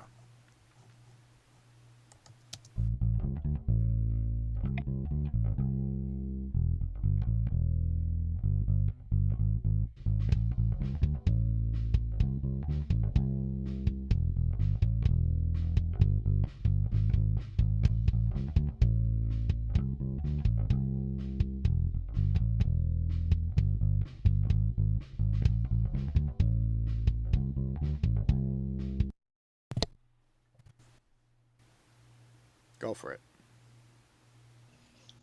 When you had like the more like broad EQ, it sounded kind of like muddier, like there wasn't like as much like definition, I feel like. But then when you had like the specific like points out, it felt like each note had more like energy to it, I guess you could say. Mm-hmm. Perfect. That sounds right to me. So this is, just so we get the labeling correct, this is harmonic EQing, because I'm looking for the harmonics of that instrument and just boosting those harmonics. As a contrast to this, because it's a broad stroke, I am raising frequencies within that kick that have nothing to do with the harmonic series of that kick. Yes, there are different multitudes of frequencies that are being made because it's a percussion instrument, right? But not all those frequencies are necessary for or fundamental for you to identify and have proper clarity. Boosting all those frequencies could be just boosting noise. It could be a dithering of low end sound that are just getting in the way. But now by doing harmonic EQing and just having these 3 points, it's the difference if you're on a stage and you just do a wash of lights versus there's 3 actors. I'm just going to put a spotlight on each and allow the viewer to only focus on those 3 people and ignore everything else that's happening on the stage. That is the point of harmonic EQing done this way. Everything else is part of the instrument, yes, but I don't need to pay attention. And because I don't need to pay attention, I don't need to amplify it. I don't need to enhance it. I just need to enhance the essence of the kick so that that essence cuts through everything else and it sounds clearer, like both of you mentioned. Does that make sense? Yup, that was the explanation. That hit a bell right there, right? It did. Okay, that's the beauty of harmonic EQing. This also gets into bass management, right? Because now I'm not raising a whole bunch of frequencies that are adding, like you both felt and Julianne heard and mentioned, I'm not adding to the mud. I'm not creating mud because there's an excess of bass frequencies. One more detail. What's happening to the height of the bass when I go from one EQ to the other? When I had the kick drum with no EQ, we noticed that the kick was nice and full, but as soon as we introduced the bass, the kick shifted up because the low end of the bass was now greater than the low end of the kick, so it created that height shift. What is happening to the bass as I add EQ and switch EQ? Is there a height difference between each EQ on the kick drum? Here we go.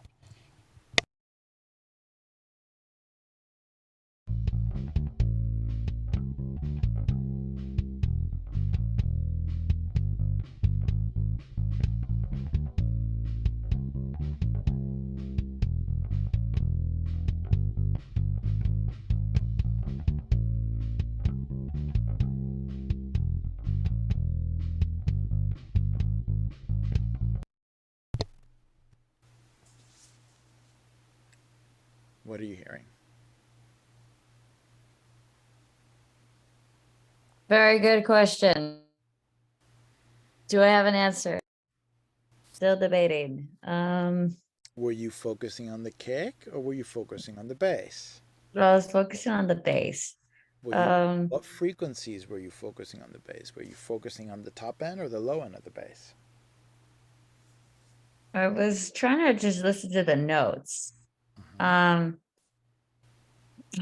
oh my God, I don't even know if I have an answer. Julianne, was it easier for you to hear a height shift? I'm gonna be so honest, no. I couldn't really hear it. Okay. Only pay attention not to the notes, but to the bottom frequencies of the kick, of the bass guitar. Okay? And allow yourself to see, are they more in focus with the EQ one way than the other? Here we go again. Oh, okay.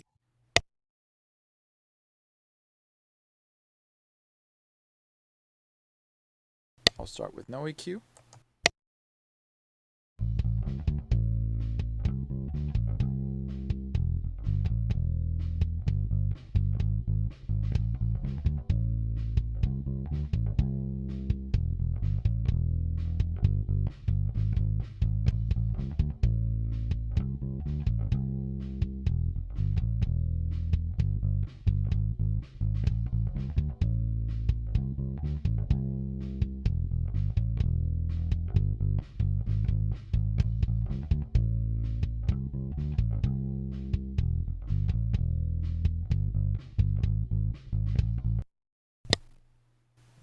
How's that?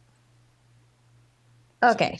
Sounds, yes. Julianne says, sounds more consistent with the harmonic EQ. The low end sounds more consistent, right? Yes, correct. I was gonna say exactly. that. And then when you switch to the other one, what's it called? It's Just muddy. broad, yeah, just a broad EQ. It is muddy.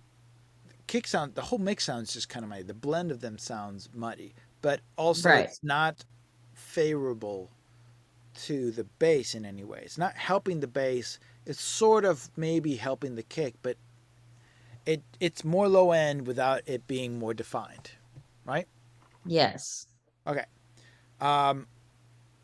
So as we go through the rest of this series, that's what I want you to pay attention to.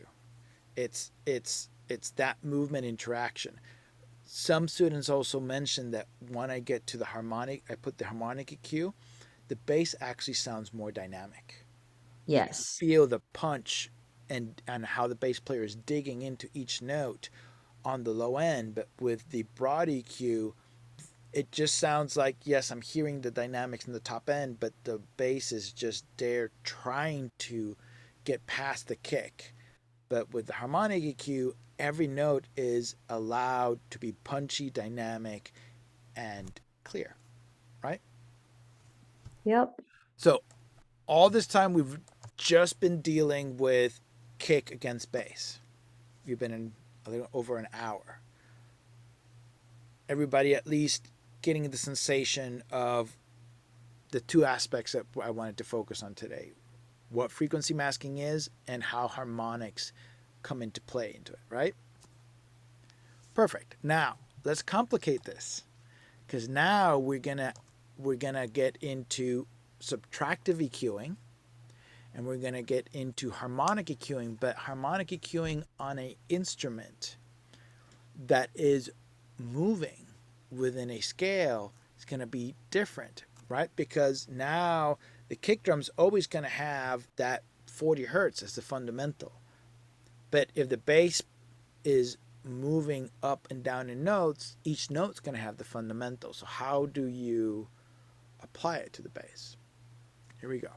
Let's start with, I'm going to leave the kick in the harmonic because we've all determined it's the best result, right? Let's start with the bass. And here's a two-step approach to bass. First, I have 3 tracks.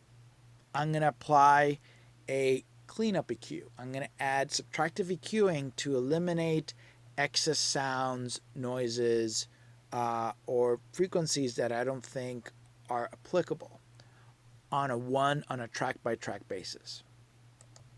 So let's start with bass DI.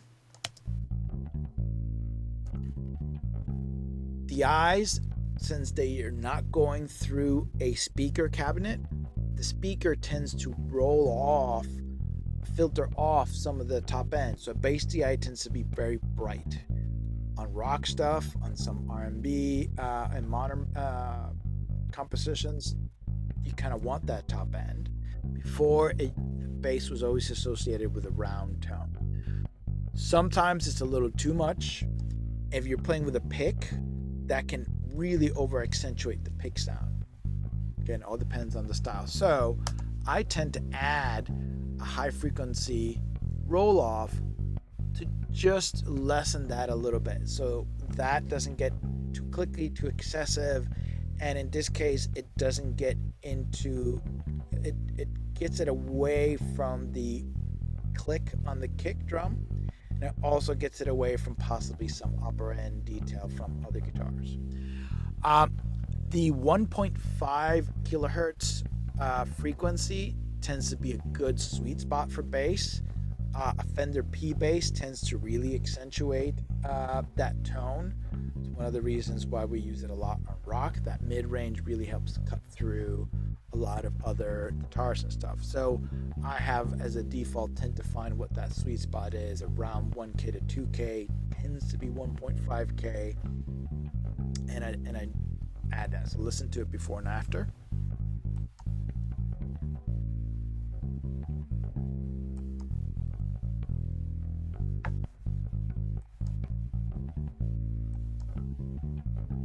Slight difference, nothing drastic. Next is the bass amp. The bass amp now, you'll notice that the tone automatically will sound darker because, again, the driver is rolling off that top end.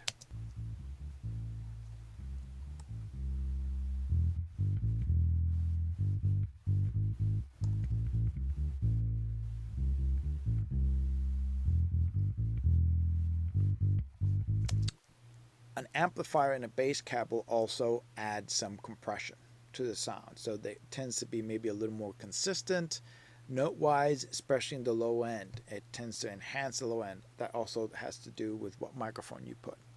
So I decided to roll off the top end, but I'm rolling it off instead of about that 4 or 5K range. I'm rolling it off at 2K.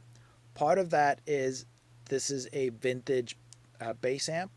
There's a little bit of a noise floor to it, so I wanted to just roll off that high-end noise floor off of it because it wasn't necessary as one aspect to clean it up. Plus, I want to have the top end sit with the DI, so then as I'm deciding to balance between DI and amp, I can differentiate that. I need more top end, go for the DI. I need thicker sound, I go for the amp. So let's listen to it.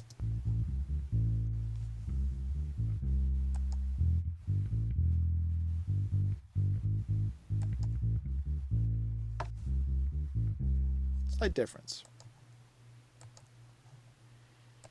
Okay, third is the DI with the pedals.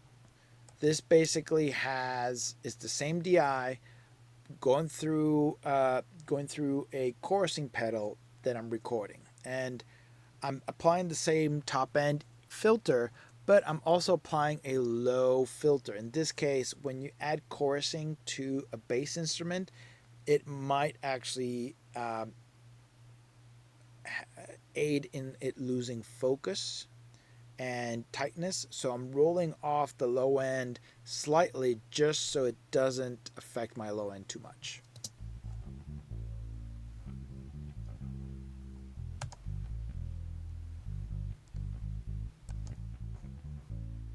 Okay, let me get the blend back up. So now when we listen to the bass, with and without these 3 EQs, we get this.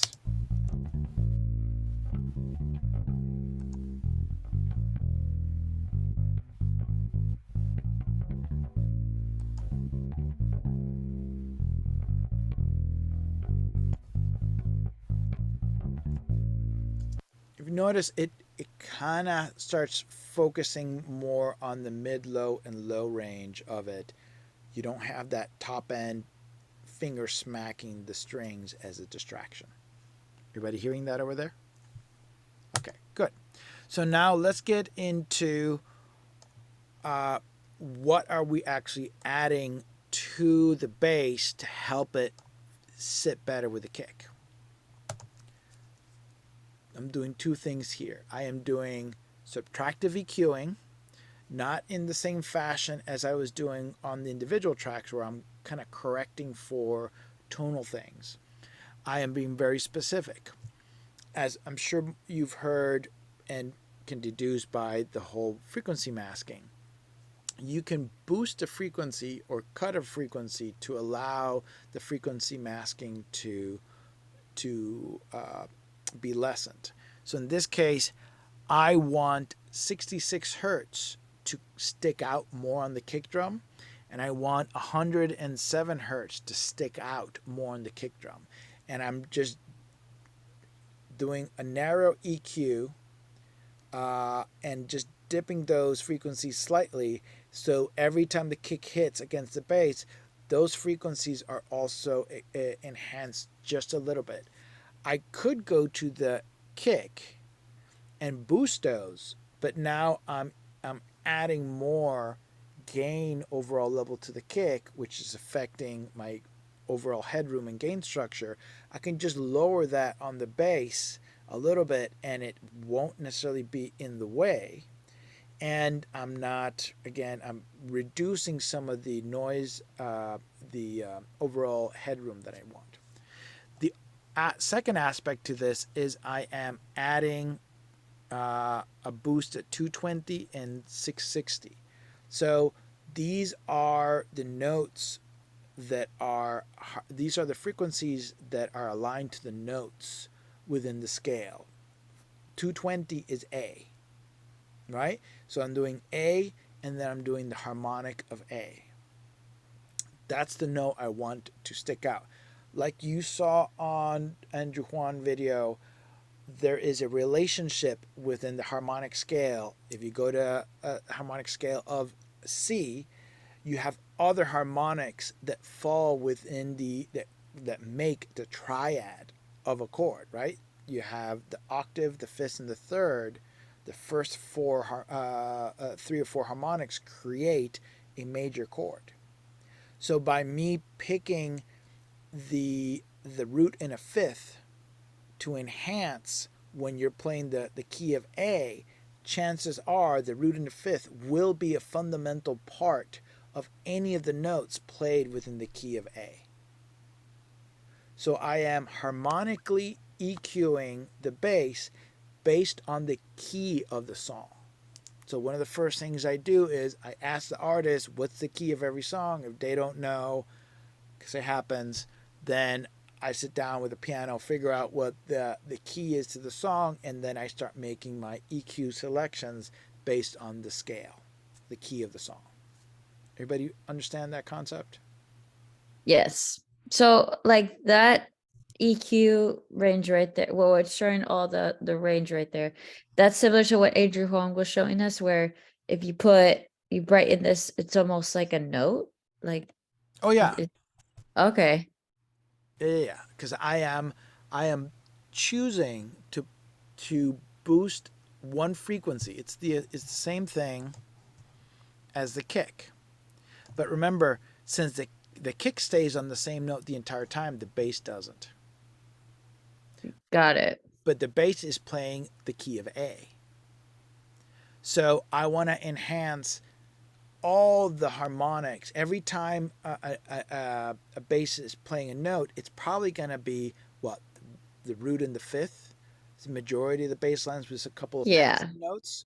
So I'm emphasizing the octave and the fifth harmonic, right? To make sure that as an overall, those are the harmonics that I want to make them stick out to you. Should when we're doing harmonic, what's it called, EQing, should we look up online like because I don't quite know the exact frequency of A or B or D. Should that be something we look up on the side? Just have the chart next to us and be like, okay, well, Yeah. this is the fifth, this is the root, and then you just go on your EQ and you're like, boop, doop, boost, boost. Exactly. You should Okay. be able to find a chart online that'll tell you note to frequency. Mm-hmm. In my case, I have an app on my phone called Music Math. And I go to the screen and it has the note to frequency conversion chart right there, and I can hit the note and it'll play a piano note. So I'm trying to figure out what scale I'm in, or if I'm trying to figure out what that note is so I know how to emphasize it, I can just hit it. Okay, that's a B flat. Okay, B flat is this frequency, boost, cut, whatever I'm trying to do. Got it. So, for example, what we're doing with the bass is we first subtractive EQ'd, took out the things that were kind of conflicting. Then you go to harmonic and you've left room to boost what you need to, in a sense, right? Is that how like the order of things go? Yes, that's a good way of saying it. And then I'll start with just the subtractive EQing part. We'll hear what that does, and then we'll add the additive harmonic EQing. We'll see what that does to the equation because they're doing two different things. And in this case, the 66 and 107 cut is because I want a little more focus of those frequencies to cut through. Here we go. So the first thing is kick and bass. And I'm just going to turn on and off this EQ, and we're going to hear what the subtractive EQing is doing.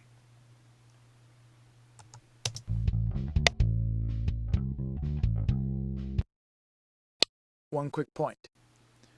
What was the first lesson on proper critical listening? What to focus on, right? Focus on what's conflicting. Right. What you're, yes, What are we focusing on? On the bass or the kick? kick. Right? Because I'm EQing the bass to work correctly with the kick. So what I want to focus on is the kick. Mm-hmm. And since it's 66 and 100 hertz, just pay attention to the bottom end of the kick. Here we go.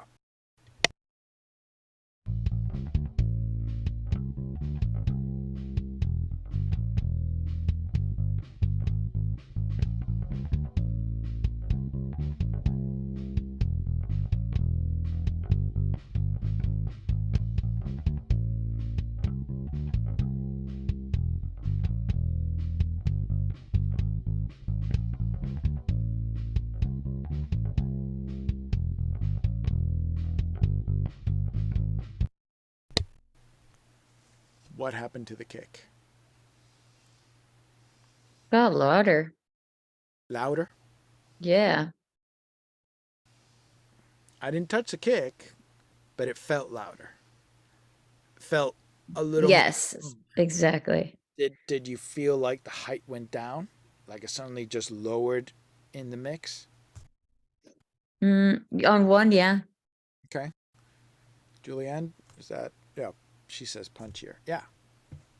60, the 60 range and the 100 range are two ranges in a kick that we feel punch, that we define as punch on a kick. So that is part of it. Did you feel like the bass lost something important? Or did it just sound natural as soon as I added the EQ that the blend worked? I'd say like it just made sense. Like it didn't, like whatever change it did make, it didn't sound like it was losing anything in particular. It just sound like, oh, that makes sense why that's there, why that's not there when Perfect. you did the EQ. And to your point, I'm making sure that I'm doing very narrow EQs in 4 and the 6 range. So I'm really trying to focus there in that range, in the spots I need to. I'm not cutting a lot. That's 1 to 3 dB. And that's it. So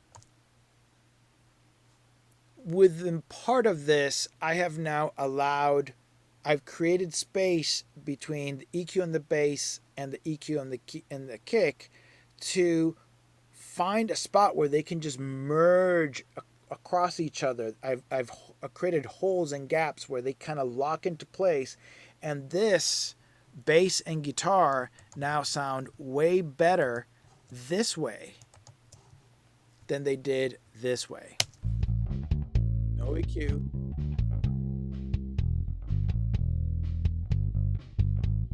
Versus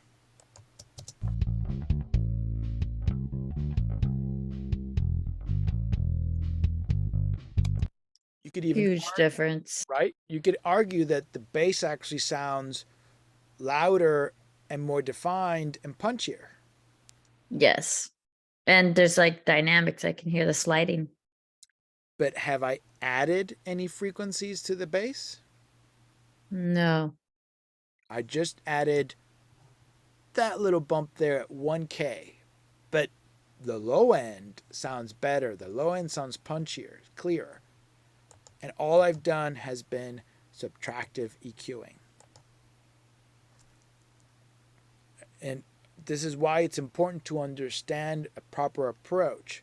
Get your gain structure right, then figure out what the problems could be, eliminate the frequency masking issues across this.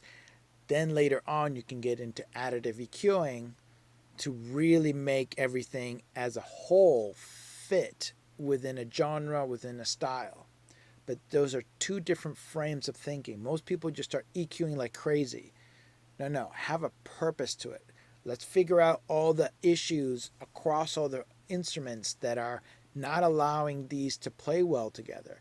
Once I've allowed all those problems to go away, now I can decide as a whole mix, as a group or a stem, do I just apply a broadband EQ to everything? Because everything's going to work well together. So now if I boost this whole guitar stem and with this frequency, the problems are all gone away. So now I'm tilting the things height-wise where they need to be.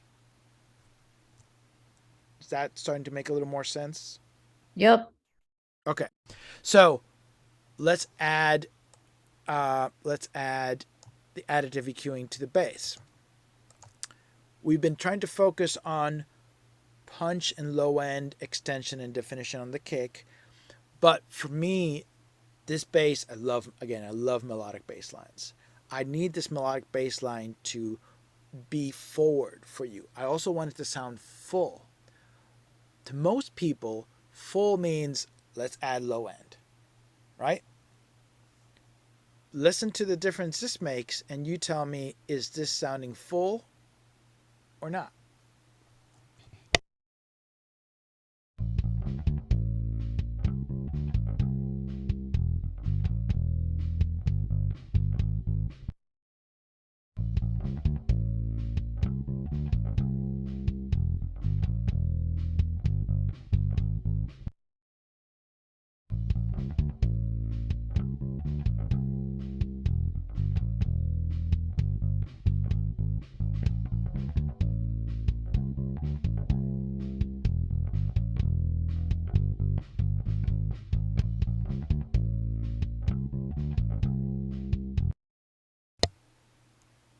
What are you hearing?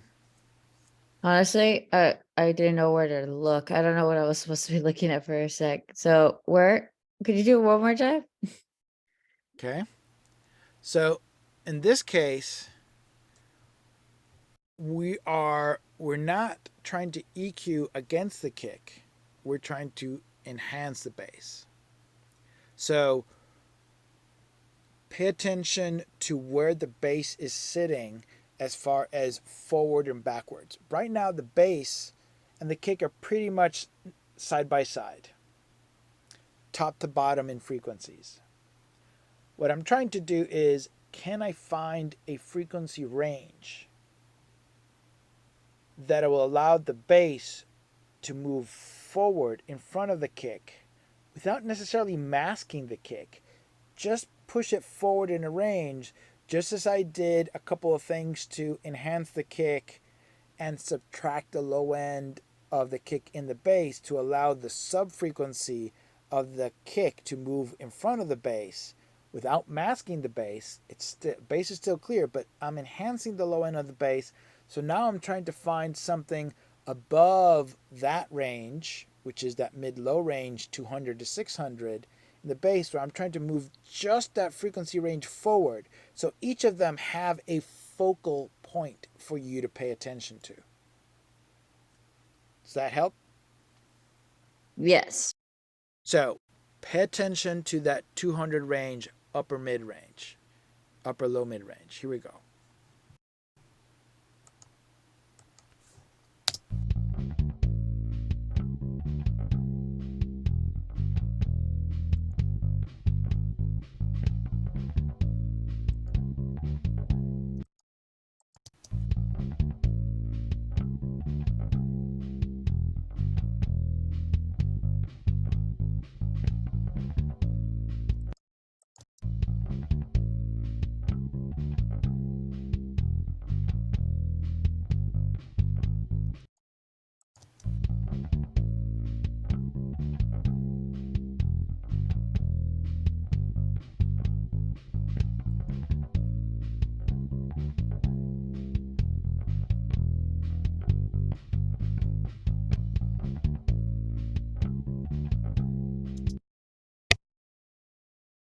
How was that?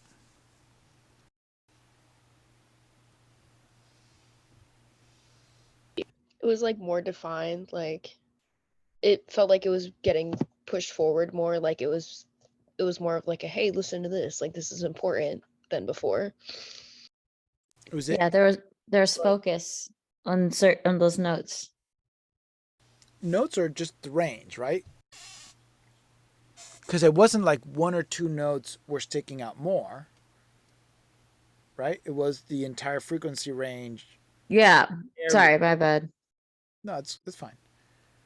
So how I had another student mention it at one class that it was easier for them to focus on one instrument of the or the other, whichever they wanted to.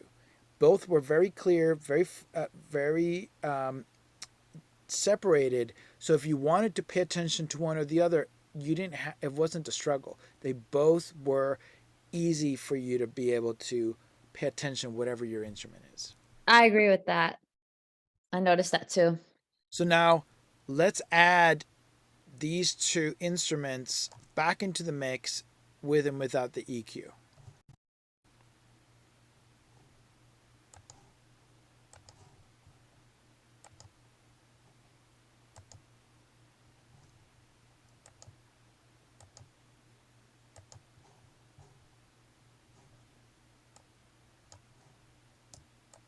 Okay, let's start without EQ. It's all in my head. It follows like a shadow, dying in the evening sun. Lay it to rest beneath the black hole graveyard, riddled with broken bones. It's all in my head. It follows like a shadow, dying in the evening sun. Lay it to rest beneath the black hole graveyard, riddled with broken bones. What did you guys hear? You could really hear that bass. I mean, there are a bunch of other things that are definitely louder, but even with just that little bit of EQ, it came out and I was able to hear the bass moving up and down and the kick too. So yeah, it's a lot better than what it was without it. And that's just adding EQ on two instruments. And that much of a difference in focus and clarity comes to the track, right? So I have a question. Yeah, go ahead. When it comes to EQing, should it be like the first like the things that you notice, you're like, okay, these are going to be like conflicting each other. Does that be the first thing you EQ and then you go on to the other ones and you balance like that out with each one? That's a very good point. I guess I've been doing it for so long that my brain just tells me where to go to, and it tends to be something of as I am creating the balance in the mix. Again, this is why it's very important to start by creating a balance. As I'm moving a fader up and down in this instrument trying to find where to place it, is if I'm hearing that I'm struggling to make it sit, or I feel like, man, I'm having to really make this, push it above everything else more than I would want to, just to it to come into focus, then I know something is clashing with that instrument. Got it. So that is part of the process, because if I feel this guitar really shouldn't be this loud in the mix, I want it right about here, but I can't focus on it. I know that, put a little check on it, go back to that one at some point, and then keep going through the mix, and then things will start becoming aware. When you get to the end of your quickie little balance mix and you listen to it and it's like, oh, did the bass lose focus? Okay, is it because I just got a little excited and made everything louder than the bass, or is there something that's getting in the way of the bass? And that could be something where I can go to the kick, I could go to the keyboard, and mute those, and realize, oh, I muted the keyboard, boom, the bass is clear again. Okay, now I know what I need to approach to on that keyboard. So that is part of the process, the experiment, the discovery process for where to start in the mix. After that is, what do you think is more crucial to start with? Is do I need to get things out of the way of the bass because that is a fundamental melodic part, like in this song? Or if the bass is just a da da da da da da da da da da da da da da da da, it's just a pulse that's giving some foundation. Is there something else melodically, chordal wise, rhythm wise, that should be the first thing that I clean up and clear up? And then once that's cleaned up, now that allows me to figure out what else is important to focus on. Got it. Okay, that makes sense. I remember when I was balancing the mix, I had like a moment where I was like, I can't really find a spot that I'm happy with, but this is okay. And I was like about to add actually compression, and then I realized, oh my God, I cannot do anything right now. I need to just move this mixer. So that would be, for example, something you'd put like a note in your head. You're like, okay, this is a lot. We could fix that later. For now, let's just put it at a range where it doesn't clip, Exactly. basically. Okay. And now you know why I told everybody, don't get ahead of yourself. Just stick to the tool I'm giving you right now so you learn the proper function within the mix, how to use it, why you're using it, when you're using it. And then we move on, and with each tool we'll figure out what all the different aspects that we can enhance, achieve with each tool. But forcing everybody to just get a good balance with just moving a fader, it's crucial because it helps you unlock everything else that you need to figure out later down. Cool. There is a method to my madness, I swear. Okay. We're pretty much at the end. Any particular questions? Anything else that was kind of lingering in your mind before we stop for the day? I'm actually so curious what you think about my mix now. Now with a couple days after, I'm like, oh man, I could have done this. So I'm just more anxious to know. Okay. Well, again, I've kind of structured the class so all this should be a building block effect. I give back notes, and as the class progresses, your critical listening, your focus improves, so you'll be able to know what to do, what to listen for, what to pay attention. Okay? So it's all about me giving you notes to improve. Cool. Julianne is good, so let's leave it there for today. I will see you next Tuesday morning. Take care.